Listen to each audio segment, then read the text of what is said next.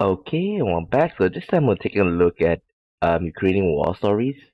Ukrainian war stories. Okay, so I was playing. Well, as you know, I was playing this war of mine, and during the weekend, I actually saw this game. It's free. Okay, and the fact that it's what it's trying to do is that it's trying to show what happened in the early stages. Okay, of the war, and you know trying to portray it in a visual novel aspect, okay, so that we all get a feeling of what happened, okay. So they they mentioned that this is a they mentioned that this is a based on real life events, okay. So, but okay, um, I don't know how far because I just spoilers, so I don't know how authentic it be, but I assume that you know that because maybe like they speculate the thoughts of the people. I did check a little bit, just like 2 to 3 minutes going through it, okay, because I don't want to spoil myself, okay. So yeah, let's check it out and let's check out the place. So basically, if I'm not wrong, there's like two, like this tree is like the story that we're gonna go through, and I'm not sure whether how I'm not sure whether how this um basically it's like their own path, okay. We're gonna go through the first one, but let's just go to Hostomel first, because Hostomel, if I'm not wrong, is the airport, okay. um if I'm not mistaken, it was captured early on by the Russians, and then later Ukrainian fought, somehow got it back, and it's been a um very crucial part in the early of the war, because um, in the early of the war, the like Russians just rammed through because like everybody didn't expect this to happen.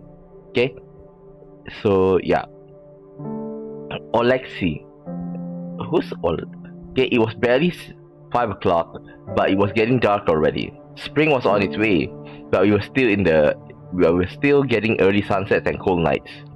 Another quiet evening in the house that was entirely too big for just me and my Lilia. Ever since our daughter has settled in Kiev, no surprise there. Hostomel was always too small for her. Kiev is the capital. Hostomel, there's an airport. Still, she kept in touch with us. In fact, that evening I was just trying to figure out a present for her, a smartphone. Well, I wasn't trying anymore. I delegated the task to the neighbor's girl, Milenia Morzoyan. Milena is a bright girl, top of her class at the medical university in Kiev, much younger than my own daughter. Katya, barely in her 20s, quick-witted and full of life, unlike me, a tired old man. I've been an aviation engineer for 40 years before retiring,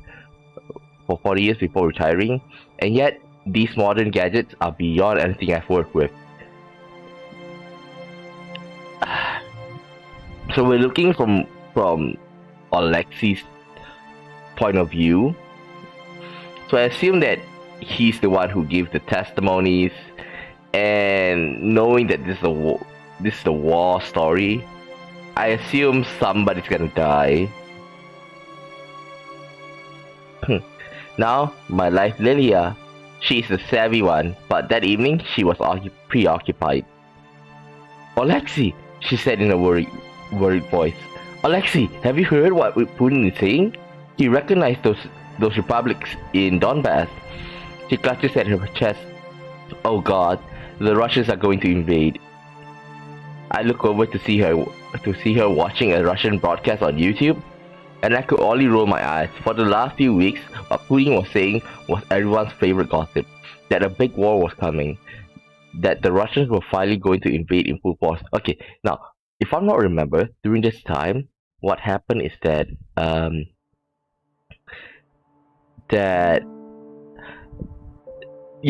Putin has been saying, "Oh, I'm gonna invade." Okay, and what surprised me is that um he even like he meant it. Like he as a joke or something like that in the beginning, Okay, but then like um the EU, or I know American intelligence agency just say, oh, Putin is gonna strike on Wednesday 12 p.m.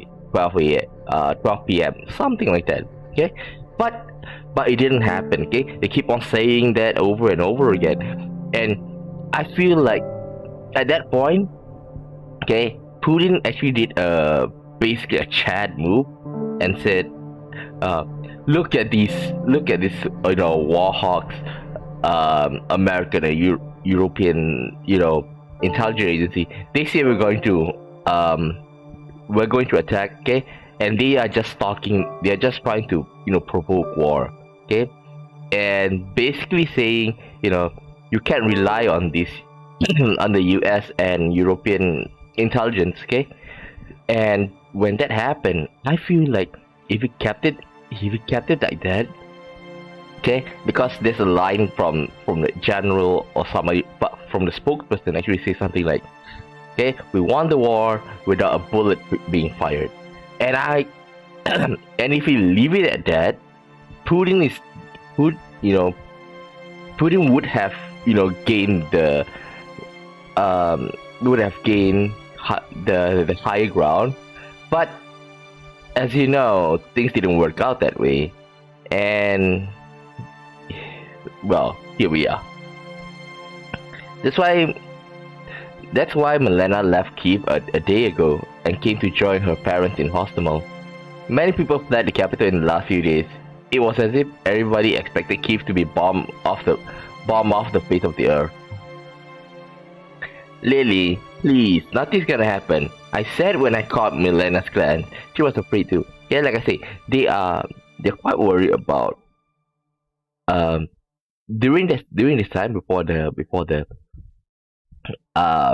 attack, like the amount of news reporting saying that, oh, this gonna attack, this gonna be attacked, like you can't just actually brush it off. Mr. Borisov, they've got so many troops on our borders, they wouldn't keep them there if they were just bluffing. That's exactly how bluff works, my child. I chuckle. Okay, that's exactly how bluff works, child. I chuckle. We have nothing to fear because the right time for the attack has passed. Putin will try to attack. If Putin invades, the UN will eat him. Oh, consequences.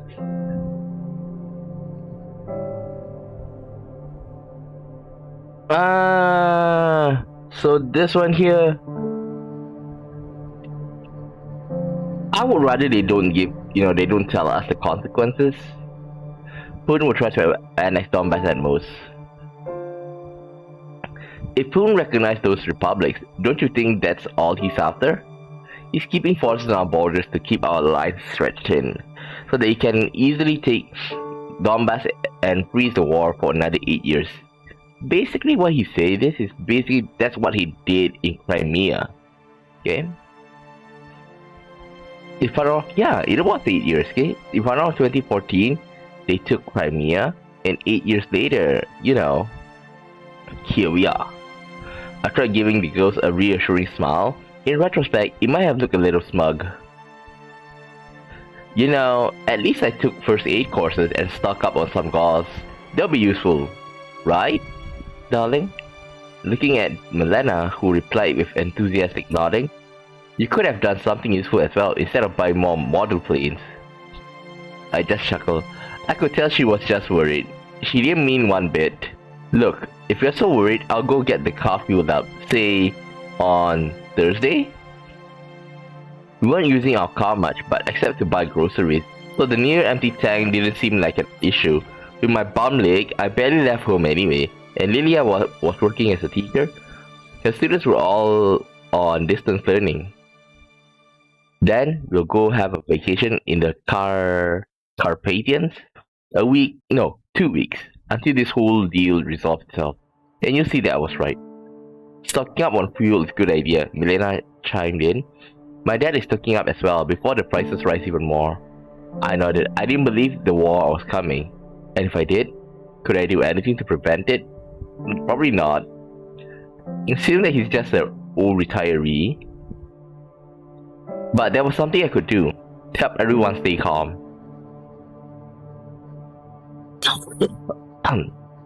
First day of war.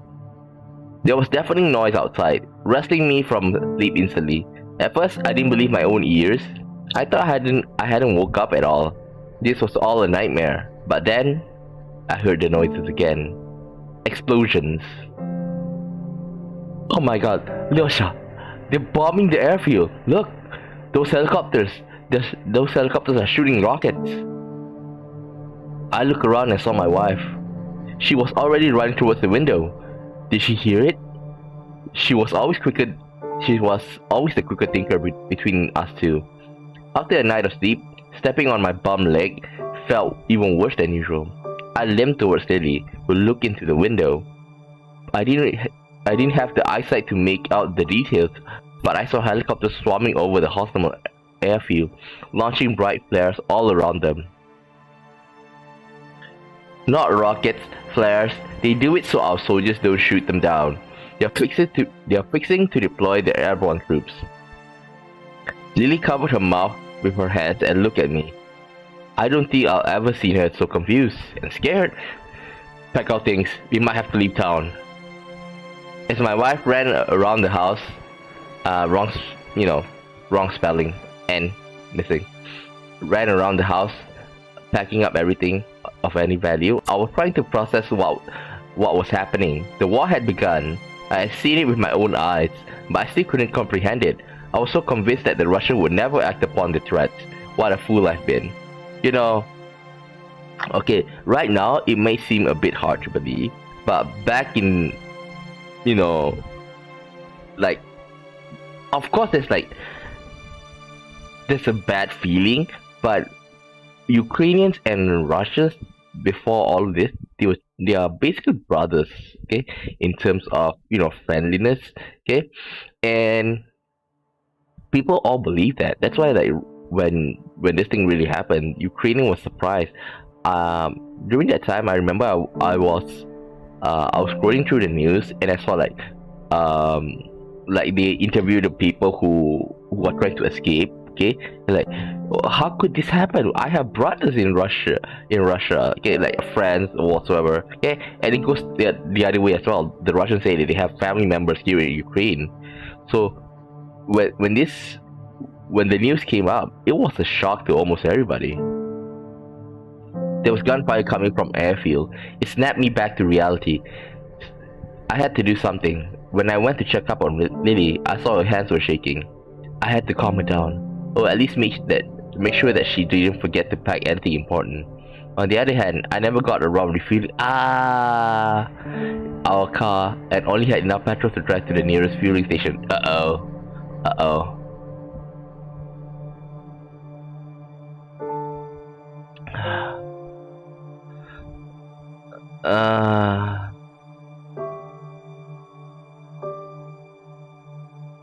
I got a feeling that if we don't keep the mood up, it's gonna die. Like one of them is like gonna like get depressed and may suicide. But I feel like we should get some gasoline. Okay, getting gasoline was my first priority. I got dressed, told Lily where I was going, then went to visit our closest neighbor. I knocked on their door, then called out a few times. Nothing. I swore silently and limped towards the next house. In about an hour, I visited all of our neighbors. Most of them had left the town, while others were packing up or waiting for their relatives to join them. They all told me to evacuate as far as possible, somewhere abroad or at least to the western part of Ukraine. The Russians weren't going to get that far, they said. Naturally, nobody had any gasoline to spare. I was heading home when someone called out my name. It was David Morzoyan, the neighbor whose house I had visited first. He just came back home after stocking up at one of the grocery stores he owned in town. Oh, isn't that the father of the girl Okay, saying that she's the top class. A good day, Alexei. Have you seen how our boys kicked those Ruskies to the curb? He was merry and excited. Must have been the nerves, I thought, while David kept talking. The Russians landed their airborne and left. Can you imagine? Just left their troops to fend for themselves. Our boys destroyed them on the ground. I wasn't convinced. It sounded too good to be true, so David snapped back to reality. Snapped back to reality. I asked him about gasoline. Oh, of course, here you go. He's got a full jerry, full jerry? Full jerry can out of his car trunk and gave it to me. But if I were you, I would stay put. They say the Russian will survive scattered into the woods. Personally, I'll let our boys smoke them out first, he smiled. Ah, it is true. If it is true that they leave the Russian, they leave their soldiers there, they might just, just shoot at civilians and, basically commit war crimes. David bid me farewell and went home to reassure his wife, who seemed to be scared, same as Lily was. Ah, yeah, the girl's name is Lily. Oh, Liliana? Yeah, and me, I believe him, and I stayed put. If I'm being honest, I just wanted to believe that it was all sort itself out in a couple of days. I'll never forgive myself for not getting Lilia out of Hostomel on the same day. Uh-oh. So, like I say in the early part, I think someone's gonna die, and that person is Lilia, because we're seeing it from his perspective. So definitely he's alive. He's the one who's telling us what's going to happen. Oh boy, brace yourself, guys. Alexei, what will we do? Lilia complained, sniffling away the last of her tears. Did you hear it? Did you hear how loud it was? How terrible. I nodded and hugged Lilia closer. I sure heard it around 3 a.m. when we were sleeping in the basement. A shell hit our house. I don't know what it was, but it shook the whole place.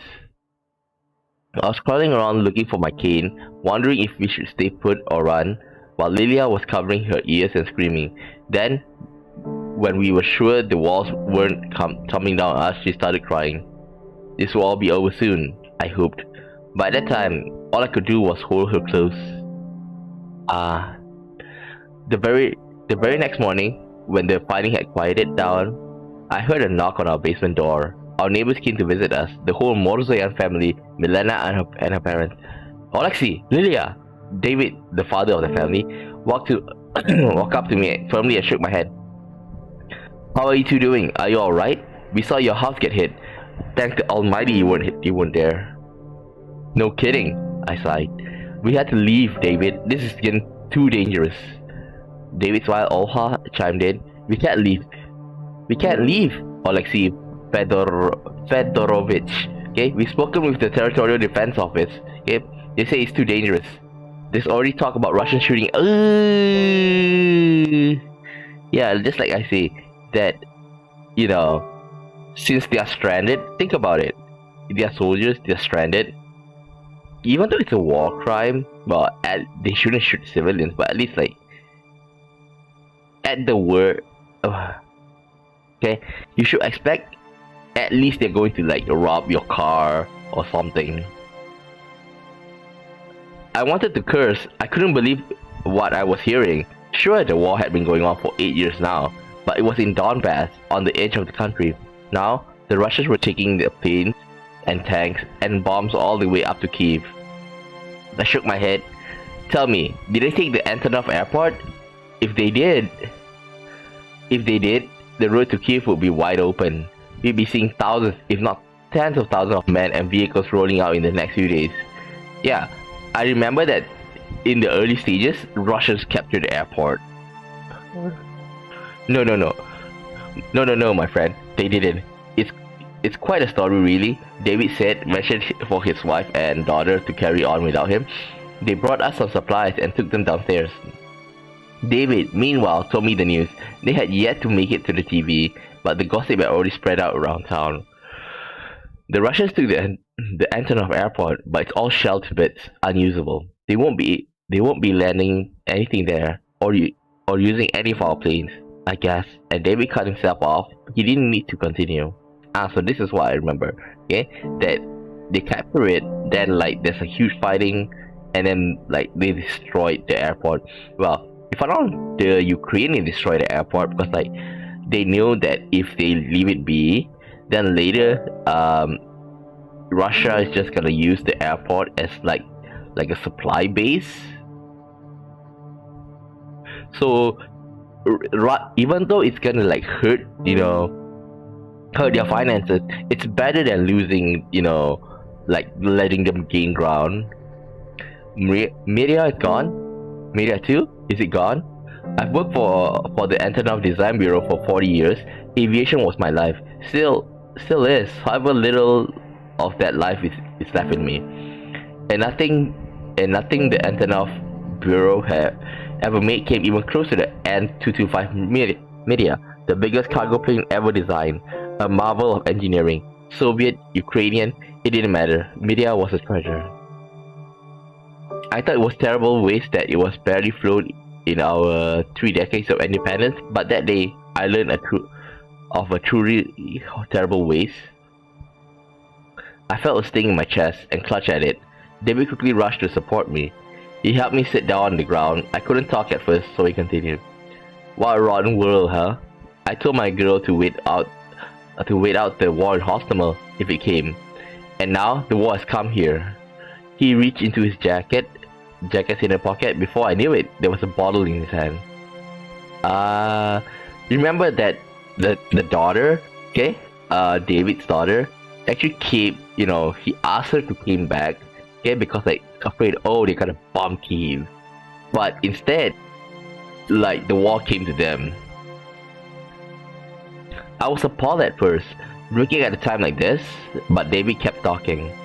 Nothing is secret to those Russians. Destroying media is bad enough, but you know what they do to women? If the Russians get here, if they do, I can't calm my girls down. I can't protect them either. I don't even have a gun. He reached to uncork the bottle, drawing my attention to it.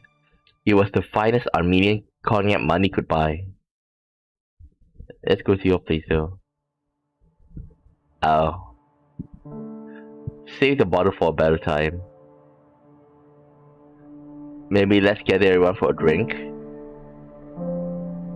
Yeah, let's give everybody. Reluctantly, David agreed. It was a magnificent cognac, and Lilia found us some treats to go with it. They were usually reserved for tea time, but this time everybody drank. But Milena, who by her own admission never even tried beer before. For the rest of the evening, the atmosphere had warmed up. David shared some news about the war generally going our way, and I tried telling jokes. It was a moment for normalcy in the crazy time we all found ourselves in.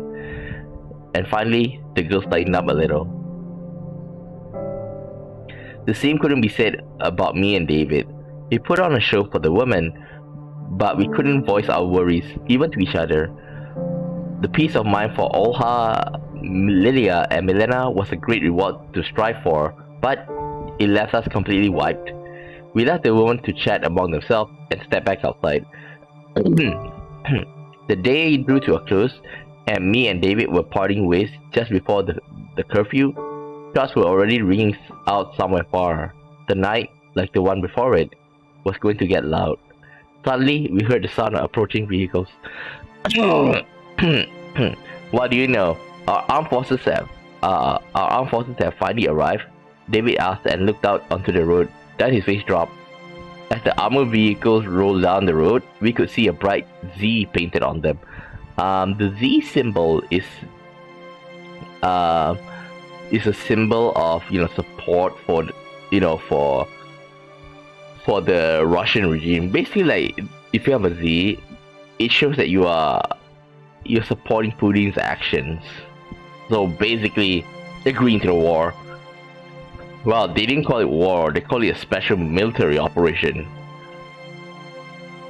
It had been a week since the war began. Just a week. An entire week. Time seemed to have slowed down, and every new day that came seemed longer than the last. Deep inside, my fear was growing. Fear for myself, my family, my home, my country. Fear for the future. We heard bombs exploding outside, and wondered if the next one would hit us, because the first one already hit their house. And if we'd survived, this constant wait for death left us with neither energy or willingness to do anything. What happened to the daughter? Okay, so I remember in the first part they say about Milena is helping Alexei, deciding what kind of new phones he would get for her. Wonder why they haven't talked about the daughter yet. The daughter should still probably be in Kiev. All we did was keep checking the news. I don't know what we wanted to see there, as good news were in short supply, but any new information served to distract us from the horrors around us. That's what we were doing, sitting in our basement when my phone rang. Me and Lily flinched from the sound. The happy melody of our daughter picked for the ring. The happy melody our daughter picked for the ringtone sounded terribly out of place, sacrilegious even. It was David, our neighbor. Alexei, hide your phone. The Ruskies are going around town, taking them away. He hung up, and I quickly hid the phone under the floorboards. David's timing was impeccable. Upstairs in our house, we heard a loud crash and heavy footsteps. The Russian broke into our home. We turned off the light, leaving me and Lily in total darkness, and listened. Yosha, what do we do? Lily whispered. I heard growing panic in her voice. In the dark, I found her hand, squeezed it. Let's be quiet. Maybe they'll leave us alone. Wait, is David here? We were so lucky. In a few moments, someone knocked on the basement door. It was a heavy sound. They must have been knocking with a rifle's butt. Open up, quick, or we're breaking the door. I didn't want to let the Russians in, but I don't want to antagonize our men either. We had to turn on the lights and open the door. 3 Russian soldiers descended into the basement. They were armed and looked ready to use their weapons at the drop of a hat. Lily backed away from them, and so did I, using a wall to support. One of the soldiers noticed my limp. What's wrong with your leg, old man? He must have thought it was a combat wound. Hurts to step on it, an old injury. Spent half my life with a cane. He nodded and looked around at our basement. We are searching for the houses for Nazis and saboteurs. Do you know of any Nazis in this city?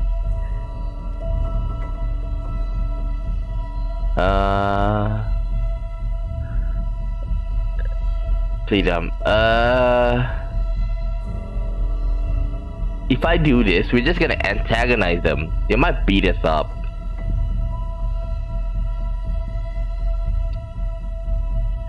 If we give them false lead, then hey, are you trying to lie to us? And then later he came back and maybe shoot one of us. I think the best idea is to play dumb. I tried to make up something hoping they simply leave us alone. Sorry, we don't talk to our neighbors much. We wouldn't know of any Nazis. Well, to some extent it is true. As I spoke, I felt my hands start to shake. I was too old for such stress. Then I thought about the Russians' reaction if they noticed me and thought I was lying. This only made my rest worse. My vision got dark. Lily came to the rescue.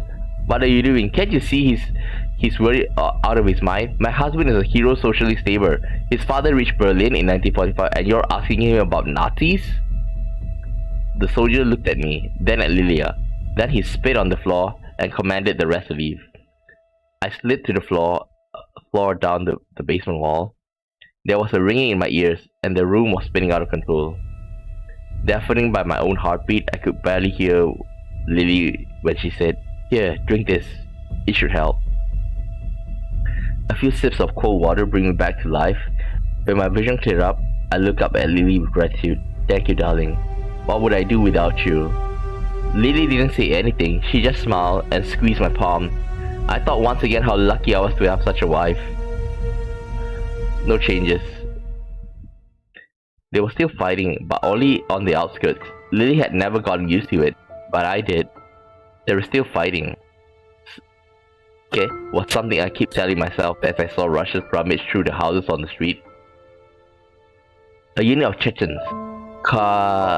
Kadrovites. Yeah, it could get worse, but if you ask me, like, this is based on real life stories, okay? Maybe they get a testimony from Alexei over here. So what I'm afraid is that there's like the first day of war, he said that he felt stupid for not getting, for not letting his wife out. So that's what scared me, like saying that, oh, she's gonna die moment. Cardiovites, as they were called, even dropped by our wreck of a house. There wasn't much to steal, but they stole it anyway. Me and Lily had enough sense not to argue, so they just took what they want and left. Mirzoyan's turn hadn't come yet, but they knew they would not be so lucky. Yeah, Mirzoyan's, the David family, they hoarded quite a lot of stuff. And David is basically, how should I say this? He's a proud Ukrainian in a sense. It's like, when the Russians come, I'm afraid that he might get shot, Let's hope that I get it wrong. Let's hope I get it wrong. That's why I thought, and that's why I couldn't refuse David when he asked that his daughter stay with us for a few days. Me and Lilia were just tired old couple, and with my leg, it wasn't much of a threat. The Russians were done with us.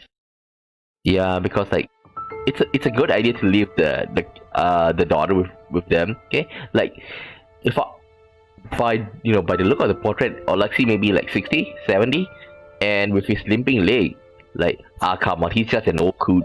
Okay, with the wife, so they're probably gonna leave them alone. Okay, but David is, I could say, maybe 40, 50, so he's still at that fighting age. Like, he's gonna be marked by the soldiers. Even if they didn't do anything to them, they're gonna keep him in mind. Thank you so much, Alexei. Those people are monsters. David shared as Lily helped Milena make her way into our basement. Have you heard the word around town? Of course I had. The Russians took whatever they wanted. They ate anything they could have eaten, drank anything they could have been drank, and took anything they could wrestle back home. I wasn't born yesterday. I expected as much. It was war, and I could accept it. But what they did...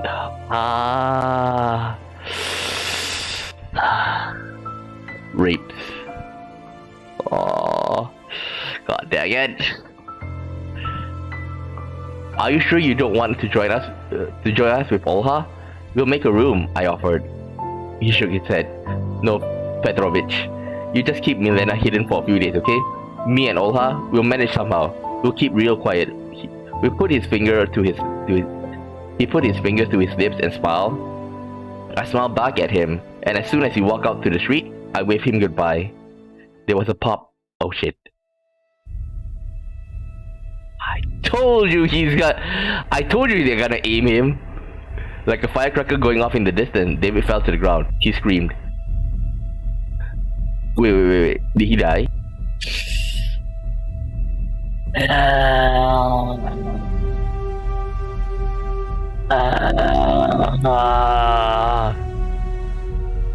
What I did next, I could never be proud of. I threw myself. What I did next, I could never be proud of. I threw myself towards the basement entrance and slammed the door shut. Downstairs, Lily yelled at the loud bang. My chest began to hurt, and I clutched it with one hand. The second distant pop, the screaming stopped. Oh shit! The double tap. I think I waited for hours. Milena was downstairs, covering her mouth and looking in mute horror, looking with David's eyes. I think I waited for hours. Looking at David's eyes, more correct, I think. When I finally peeked through the door, slow and careful, making no sound, there was David alright, and two Russians. One standing over David, another rifling through his pockets. I wonder what happened to his wife. Like, the daughter is with us. Well, Alexei.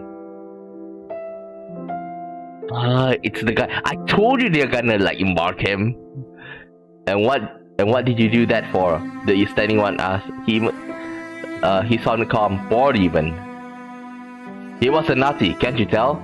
I know them when I see them. The other shrugged in the dark. He was not being serious. I could hear him grin. They laughed. They both lit themselves a cigarette.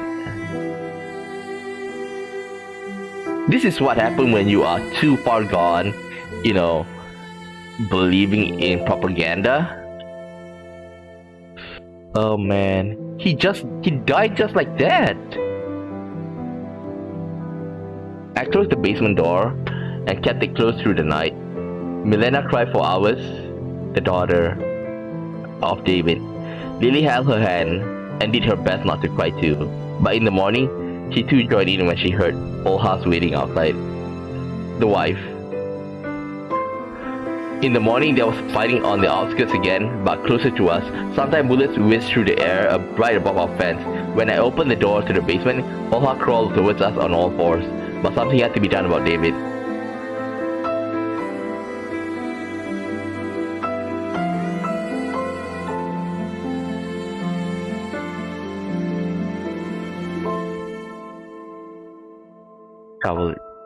Shovel. I could not leave my friend like that, so I got a shovel and crawled towards David. Probably like, even though he knows it's dangerous, like I say, he was not proud of what he did.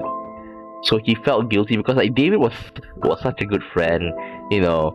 On the first day, like, hey, we just got back, okay? Here are some supplies, kind of moment.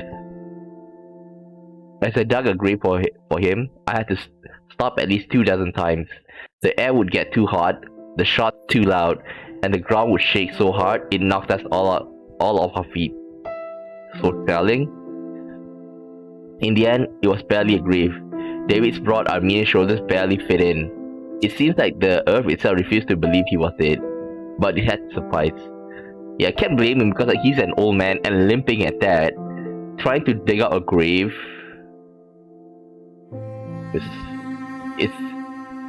He can't. While it was a little relief for the girls, we did David good. The dogs weren't going to get him. By the 10th day of war, our supplies were dwindling. Me and Lily always tried to manage with little excess and had very little food stocked up. Why would we? The shops nearby had everything we needed. But now, there were twice as many of us. The Mrazoians brought some of their own supplies with them, but it wasn't enough for 4 people. Someone had to go and get us some supplies. Probably not Alexei, because Alexei is limping. Lily didn't want to let me go. There was still fighting in Hostomel. Every day we heard explosion, machine gun fire, and artillery barrages. My wife even wanted to go look for supplies by herself, but I managed to talk her out of it. If anybody was gonna take such a risk, it had to be me. You know, he's the only guy, but he's limping. Like, if this is a game, this is a game, but what we want to do is just to try to tell what happened. So in other words, like, we can't affect much. But think about it. If you are put in the situation, like, okay, we have Alexei, a limping old man, the wife, okay, and the two. One, the mother of, what's her name again? Well, and the girl in her 20s. So we can't. If me, okay, the girl, we can't because she's gonna be raped, and the mother, okay, David's wife, we can't. We also can't send her out because like she also might be in the target range, and Alexei's wife, well, she's old and frail, but Alexei is a guy, so he might also be, you know, even though he's limping, people might see him as a target as well. Like, there's no good answers here if we can actually send them out. I told her the Russians wouldn't give me a second thought. There was no use in shooting an old cripple. Yeah, but they shot David without any warning. I imagine when that happened, when David got shot, okay, they were just like at the basement, at the door of the basement, and like he's just standing there. Hey, what's up? Okay, and suddenly that happened. I told her Russian wouldn't give me. Okay, it would just be a waste of ammo. I wasn't a threat to them at all. I was trying to convince myself of this as much as her. Eventually, Lilia saw things my way and pretended she did. Olha and Milena talked very little in these last few days. David's death was heavy on them. With him gone, they were on their own. I had a double responsibility now. Milena cried a lot. Looking at the dark circles under her eyes, I thought David should have taken her to someone else, someone stronger and healthier.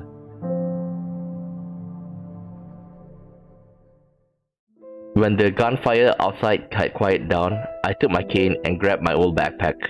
Lily, stay quiet down here, and keep everyone safe. I'll be back soon, I promise. I'll see if there's anything useful nearby, and be right back. She nodded, barely holding back her tears. After what happened to David, she feared for my life even more.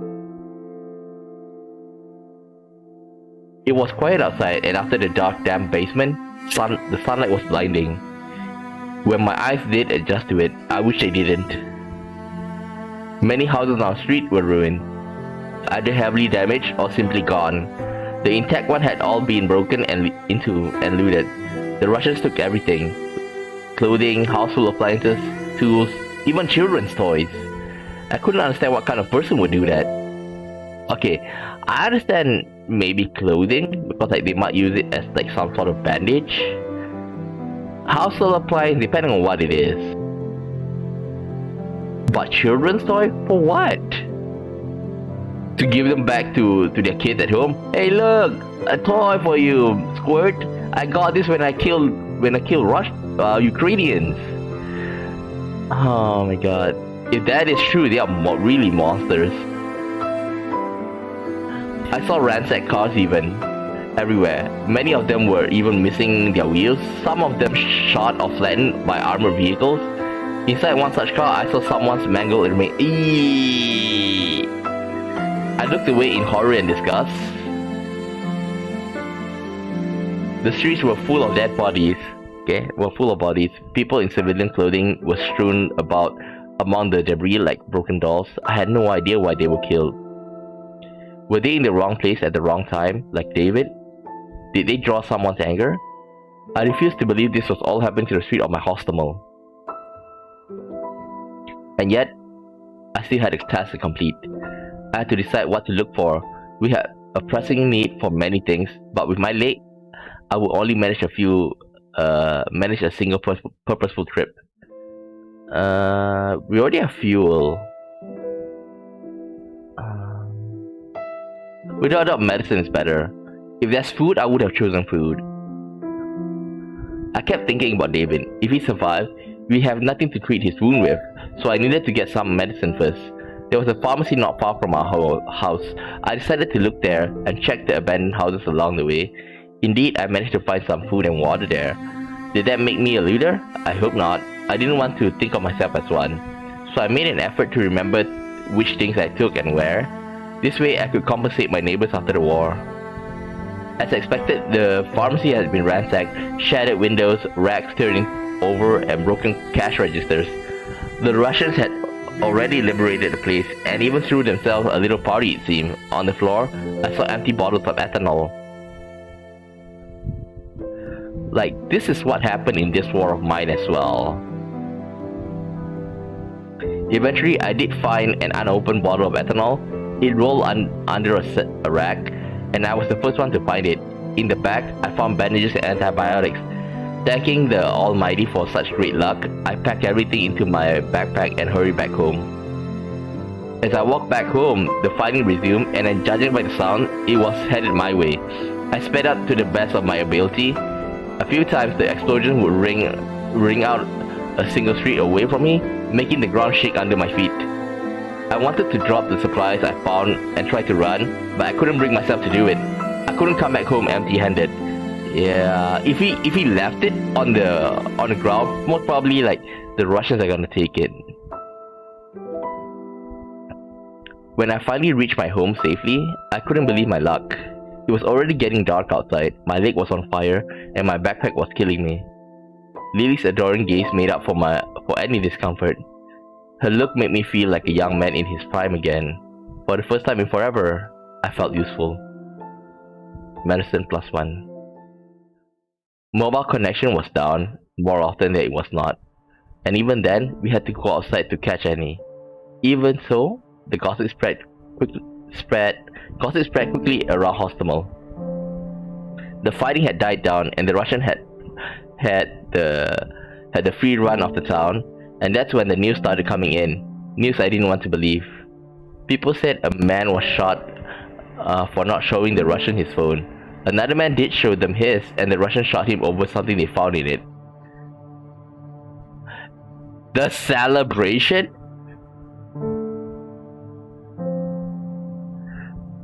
Another man was shot for wearing camouflage pants. Another for asking the soldiers what they were doing in Ukraine. I didn't want to think of it. I didn't want to believe it. Most of the soldiers in the village were barely adults. Yet those who shot David Morozoyan were barely adults too. And every night we heard more gunshots, and every night we heard women screaming. You know, I remember like early on, okay, like the Russian soldiers are basically like in their early 20s or barely 20s, okay, like they were sent as training, okay, and I assume like the guy that shot David, okay, saying that, yo, I know a Nazi when I see one. Like, he's probably like played, you know, Call of Duty or something. I'm not trying to blame it on games. Like they can't separate, you know, reality and game, okay? But I just hope that the guy that shot, you know, David and those like it, when they, you know, if they're still alive, okay, I hope that they'll start like, oh shit, what have I done? I killed somebody. This is not a game anymore. Poor Milena was terrified. She kept beating herself up over heading to Hostomel before the war. Kiev, we were told, was still holding out, but Hostomel, as we soon find out, Hostomel was lost. Yeah, like I say, Hostomel is like keep on being passed. First it's you know, Russian took over it, then Ukrainian take over it, then Russian take back over it. It's like Hostomel is like a key point in the early stage of the war. One evening we sat huddled in the basement.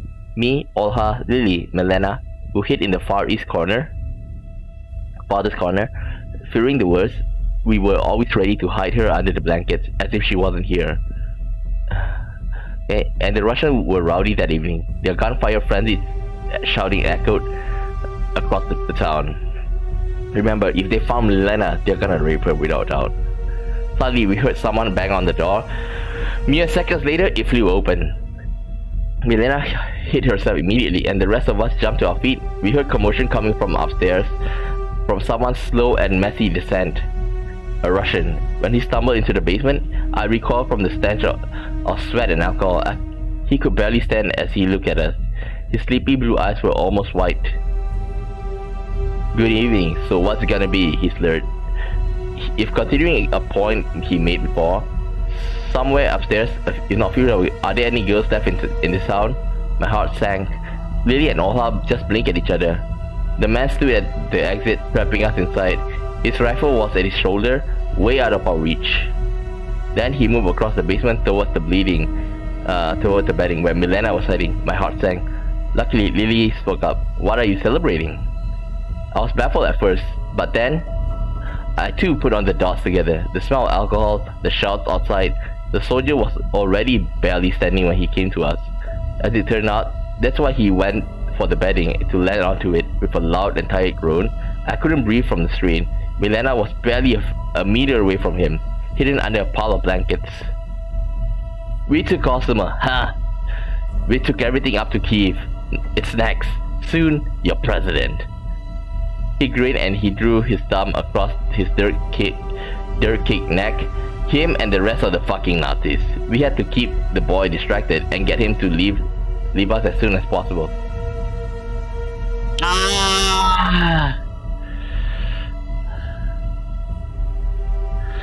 No sweets. Damn it. If we have alcohol, we could have. Like, if he gets super drunk, like, and then he might fall asleep.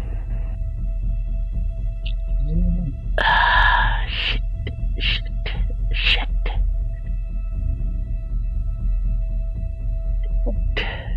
Let's just hope she didn't notice. Good. All the rest of those Nazis, my Lily chirp. Just be careful, boys. You must have someone waiting for you back home, right? Parents, surely. Do you have siblings? I chimed in. The boy was neither intelligent nor well-spoken, but we listened to every word. And when he was done answering, we asked more questions. The stories he told us were awful. The boy didn't seem to come from a happy household, and his home village somewhere in North Russia was sparse on young women. He said he was conscripted a year ago and wasn't even supposed to be in Ukraine, but he was having the time of his life. See, I told you he was very young. Take whatever you want, eat whatever you want, fuck local girls, shoot every once in a while, and when I go back, they gave me a medal for it, he grinned. I wanted to strangle him. I do wish that, there's going to be a tribunal once it's all over for their war crimes. Our talk lasted so long, I was afraid Milena would suffocate under all the blankets or give herself away, but she did well. She later told us she was shaking the whole time, but I didn't notice. I believe I lost several kilograms from sheer stress, but finally, the boy seemed to forget what he came to us for. Just then we heard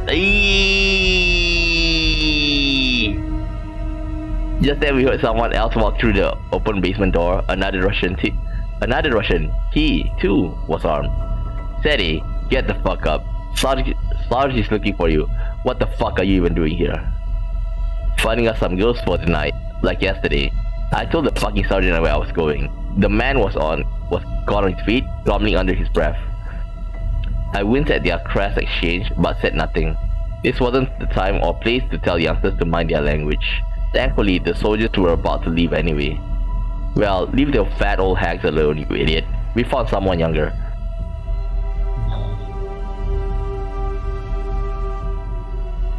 The event was caused by a previous action. I'll see 0, back to 0. But didn't change. It took my hope a while to get to a road, but when it did, there was no going back. At first, they promised that the war would last for 3 days, then a week, then until the next weekend. Then the Russians took Hostomel and were already shelling Kiev. Oh yeah, during this time, if I'm not mistaken, Kiev was constantly shelled. Like David predicted, it was all going to be over soon, but not in the way we expected. I just knew it. It would end with Zelensky dead and the population put through filtration camps, and there nobody would care that I'm a hero of socialist labor. During this time as well, there are talks of Zelensky being targeted by death squads, okay, and some sympathizers in the Russian army informed the Ukrainian side, and that's how Zelensky was saved. Okay, it's not good to blame all the Russians, okay, because if you watched, there were a couple of cases where Russian soldiers, they gave up, they surrendered, and you can see they are literally barely 20 years old. Some of them don't even have mustache or everything. Okay, they were, I wouldn't say interviewed, and I wouldn't say interrogated. It's hey, how old are you? 18. Why are you here? We were told that we came here for an exercise. Okay, and then they keep on going one by one.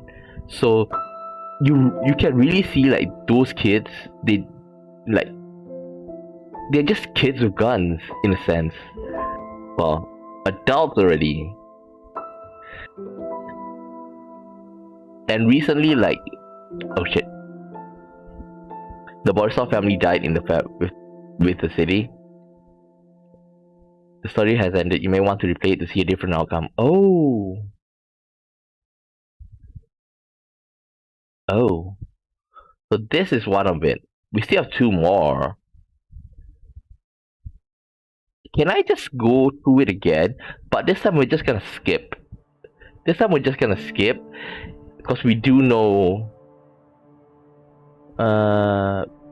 this is not gonna do much. Okay? Let's just see. Comfort Lily. Ask for gasoline.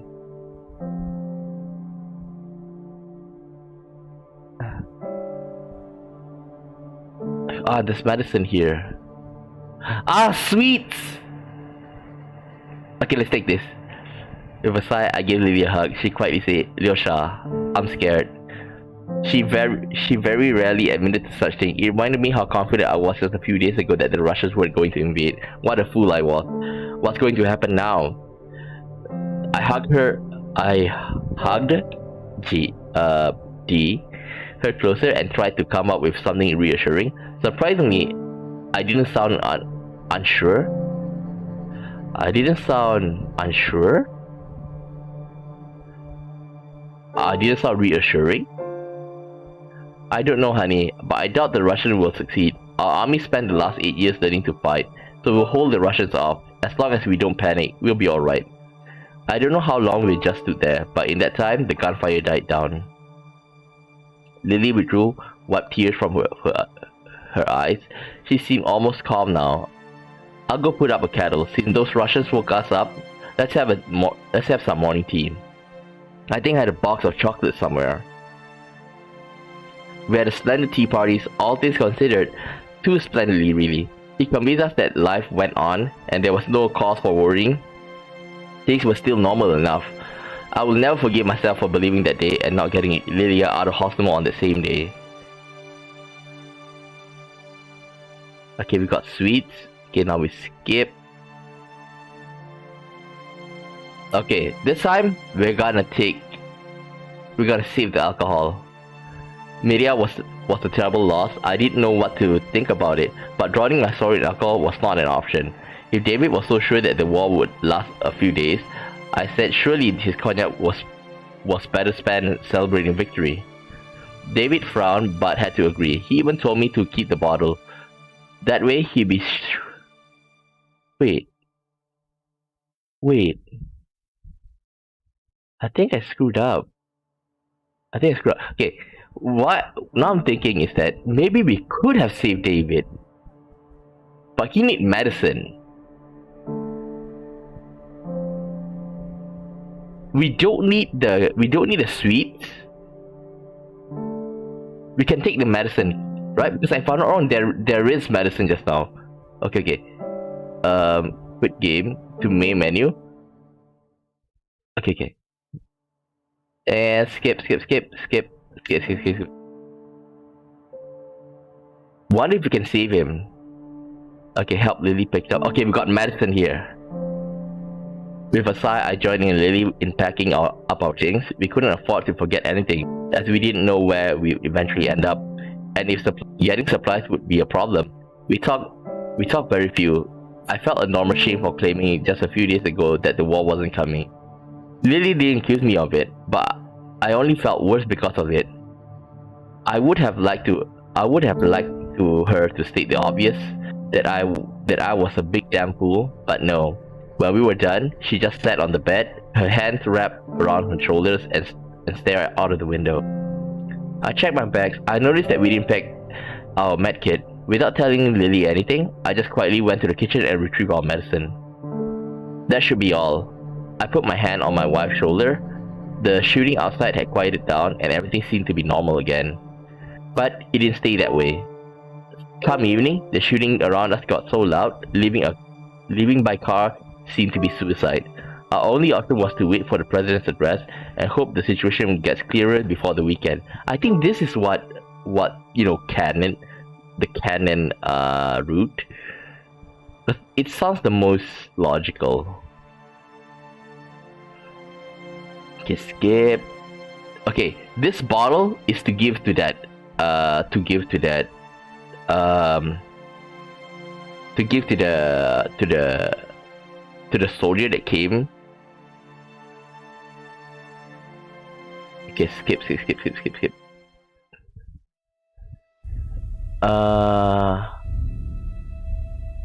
If I do this, they're gonna get angry. We fired, we couldn't help our patient even if we tried, and Anya couldn't drive us out.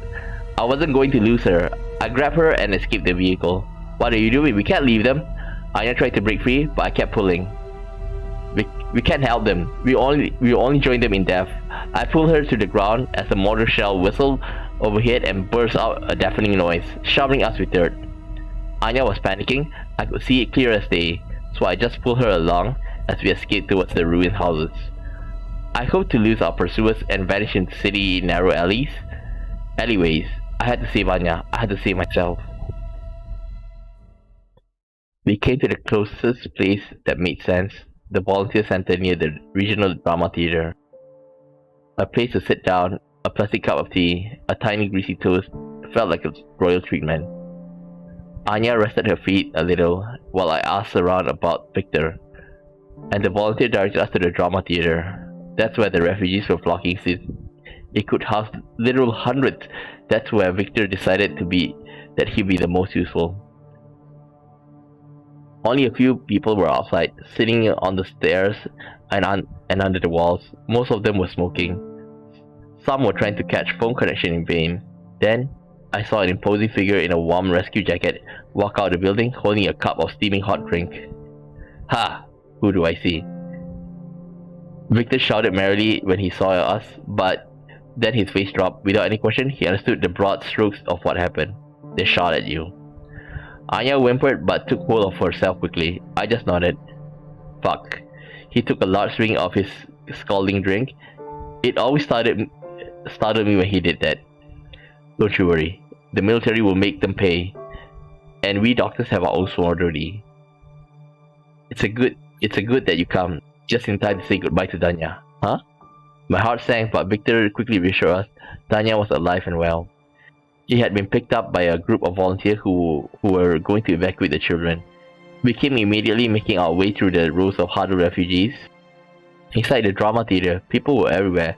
There were probably a few hundred there, but it reminded me how huge my city was. And soon enough, I saw about a dozen kids being gathered by some volunteers. Anya went to speak to them while I went looking for Danya. His face lit up when he saw me. Dima! He rushed to give me a hug, which I gladly returned. Victor told me you and Anya were going on a trip. I thought you'd be gone longer. It's good you came. He looked away. I thought I wouldn't see you again. I sighed. It almost came to that. Me and Anya could have easily joined the rest of the victims on that cursed highway. Then nobody would see us again. Indeed. Well, now I'm here. I smiled, messed up his hair, giggled, and swatted my hand away, saying he was too old for that. Sure you are, big guy. What do you think about those folks? Do you trust them? They're okay, he nodded several times. They got a bus wrote children on it, in big letters. He made a wide gesture to demonstrate. I winced. Children, in bold letters. It said that in front of the drama theater too. I had also seen some of the cars in our ill-fated evacuation convoy, the one that Russian had shelled away. They said we'll be going now before it's dark. I wish you could go too. He gave me a stop. He had nowhere to go, no relative, nobody. Danya would have to stay with the volunteers or become a refugee. Just then, I heard somebody calling out names. A young woman with some NGO ID badge was calling the children and checking their names on the list. Didn't take long before Daniel Borko was called. His last name was high up in the alphabet. Me and Danya looked at each other. Asked Danya to stay. Danya had nowhere to go, and he wasn't my kid, or Anya's kid, but damn if he wasn't family by now. I could never replace his father, but I couldn't abandon him to just become another refugee kid. I went to speak with the volunteers and told them about the bomb convoy, told them they needed a better plan. Hidden routes, bribes, anything but slapping children on a car hoping it'll be enough. They were unsettled and more than a little upset, but they wouldn't change their plan. Right up before departure, they said they have to take the risk. But when they started loading kids up in the bus, Danya wasn't with them. We're all gonna make it. He gave me a small nudge on the thigh. I looked down and he stood to attention and nodded like a little soldier. His father must have taught him. Adorable. Brave little Danya. I had to be brave too, for both his and Anya's sakes. I saluted him right back.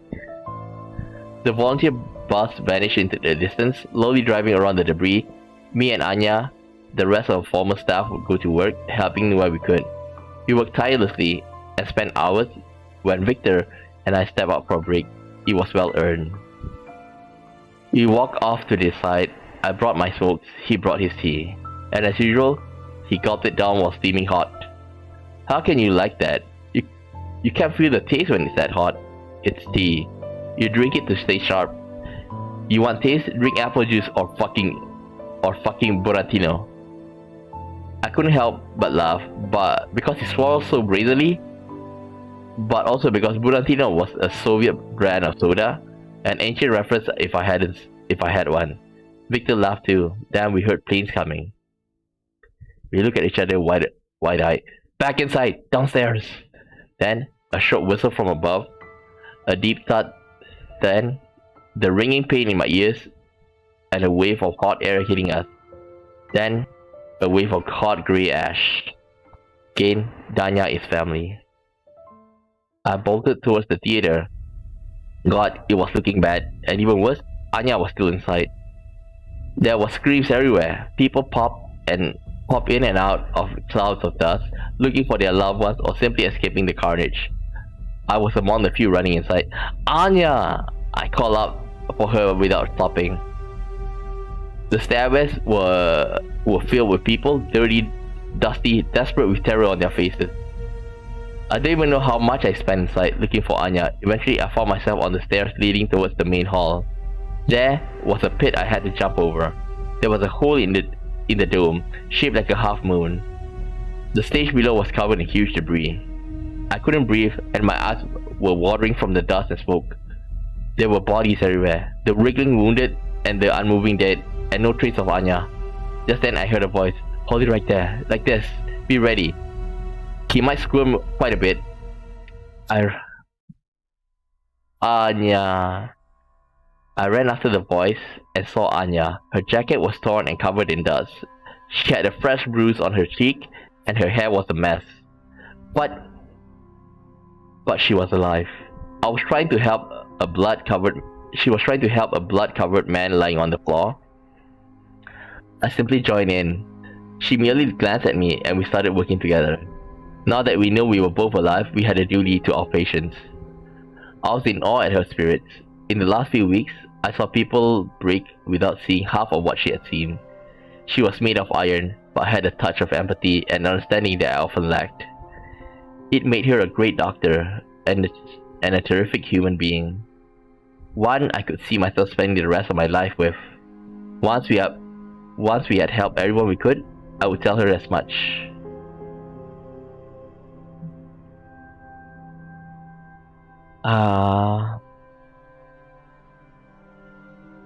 That evening, we returned to the volunteer center nearby, completely exhausted. I kept looking at Anya and replaying the day's events in my head, recalling how I ran around looking for her and how much I wanted to make sure she was alive. Once we were alone in the room downstairs, I gave her a gentle hug. I so want this! Tell Anya she did great.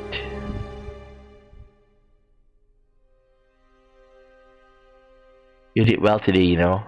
The room was quiet and dark, save for a small lit candle. The way you fought for those people at the drama theater and before at the hospital, you acted like a true doctor. She was silent for a long, uncomfortable time, then she took my hands off her. Thanks, I wish I could tell you the same. I froze. Dima, you aren't the person I thought you were. Shame on me, I suppose. some judge of character I turned out to be. She got up. I don't think we belong together. And then, she was gone. The tiny candle flickered. An uneasy feeling came up to my throat. I just lost someone very important. Something I'd long been taking for granted. And there was nobody else to blame but me. The candle went out. I plunged into complete darkness, shuddered, chasing away the thought. I had to move on, but we had to. I still had a duty to my patients. Life continued, my life and Anya's. Only separately from now on. That's all. No changes in the parameter. The evacuation. Kala Buddha. Volunteer Center didn't stay unnoticed for too long. He fell under fire the very next day after the drama theater hit, and we had to move again. Me, Anya, and the rest watched the smoking ruin, thinking, knowing this was it, and we weren't going to help anybody else. As usual, Victor was the first to come around, always a rock in the storm. Had to be with a life like this, and he wasn't going to take an easy way out. Even now, people are flocking toward Azov-style. There's bunkers there, built to survive a nuke. Perhaps they'll need a doctor there. He didn't ask if anybody wanted to join it. The rest of you, bail. You are the next generation of the future. You lot should leave and save yourself. Part of me thought abandoning him was cowardice. Another part of me grudgingly agreed. The next day, we caught up a message on the radio, barely audible through interference. There was going to be a green corridor out of Mariupol, an evacuation. Okay, this is true. I shuddered remembering our previous attempt. I didn't want a repeat, but this was our last chance. My city was gone either way, turned into a mass grave by the Russians. I gave it some thought and decided to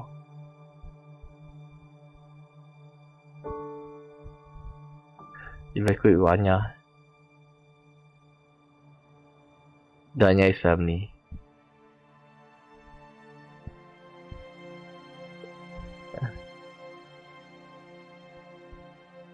Danya's family. Okay, both.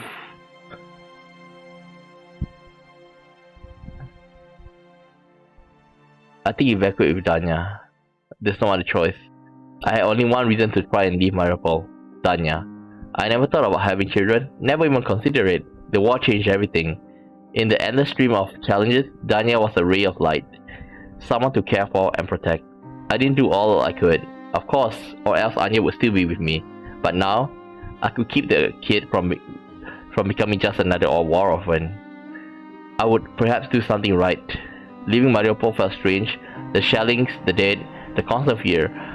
I'd almost gotten used to my city's new disfigured face. I almost forgotten life outside even existed. Danya, however, just seemed to be glad to leave the nightmare behind. He was a resilient kid, but also, he didn't have the same bond with Mariupol we the adults had. At the checkpoint, they kept us waiting for hours. They checked our phones, cleared off anything compromising beforehand, made us strip, checked for patriotic tattoos, or the telltale bruises of weapon use. A man before us had a Ukrainian coat of arms tattoo on his shoulder. The Russians took him away. We never saw him again. After we passed the checkpoint, I tensed up while wondering if the Russians were going to shell us again. They didn't. We had passed about 3 dozen checkpoints before we reached the friendly territory, the city of Zaporizhia. Only then, we could really breathe out. The war continued. The future was hazy at best. But we were together. We were alive. During those terrible months in 2022, there were many heroes in Mariupol, and not all of them carried rifle. One of those heroes was Dima. A medic's profession is often a cynical one. The rules of triage are such that in order for some to be saved, some have to be left to die. Dima never took it for granted. With the situation deteriorating around him, he fought tooth and nail for every patient. Dima was just man, but he did all he could. The Russo-Ukrainian war has been going on for 8 years, and in that time, Mariupol has already been attacked before. This novel, however, focuses on the event of 2022, Russian invasion of Ukraine. And while it's generally considered to have begun around 5 a.m. February 24th after Vladimir Putin's declaration of special military operation, Mariupol heard the first volley more than an hour earlier. The siege of Mariupol lasted 2 months, 3 weeks, and 5 days. The Russians captured the city at the price of 95% of its buildings and the destruction of Azovstal steel plant. During this time, the city saw massive indiscriminate shelling, air raids on civilian targets, and humanitarian disaster with the likely death toll in the tens of thousands. At the same time, there was the fierce resistance of the city's defenders, including Ukrainian naval infantry and the Azov regiment, numerous acts of individual bravery from the civilians, and the heroic works of local hospitals. At first, evacuation columns leaving the city were fired upon Russian artillery.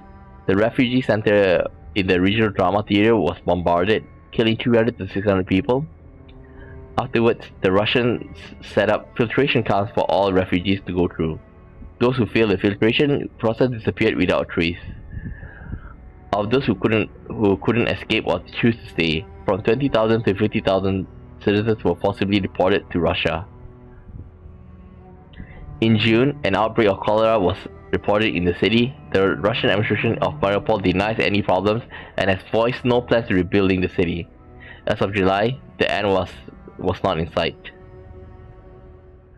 Okay. I'll play this again. Okay, I'll play Mariupol again and like get them in as a family. Okay, Anya and Danya, both of them become family. Okay, so it's gonna be hard, but that's what I'm gonna do tomorrow. Okay, then after that we're gonna play Bucha. So roughly around 3 hours maybe. Okay, so I'm gonna finish playing this game. Okay. Besides, this game is free, so you can just check out Steam if you want to play it. Okay, yeah, it's well, it is war. Okay, and I do wish that this war of mine would like collab with it, like form together and like make this war of mine Ukrainian version, or at the very least create a mod for it. I think that would be great, you know. Yeah.